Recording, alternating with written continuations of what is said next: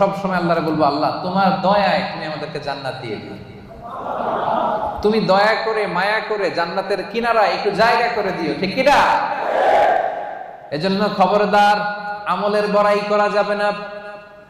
আল্লাহ তাআলা বলেছেন যে তোমরা তোমাদের জীবন তোমাদের সম্পদ আমারে দিয়ে দিবা, আমি আল্লাহ তোমাদের জান্নাত দিয়ে দিব।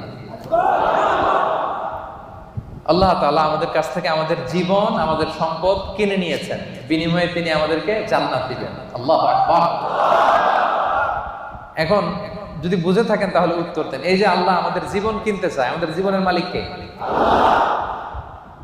আল্লাহ যে আমাদের সম্পদ কিনতে চায়, আমাদের সম্পদের মালিক জীবনের মালিকও সম্পদের মালিকও আবার এই দুইটা কিনতে চায়ও। সুবহানাল্লাহ বলবেন না? দেখেন, উনার দেওয়া জিনিস উনি কিনে নিয়ে আমাদেরকে পুরস্কার দিতে চায়। সুবহানাল্লাহ।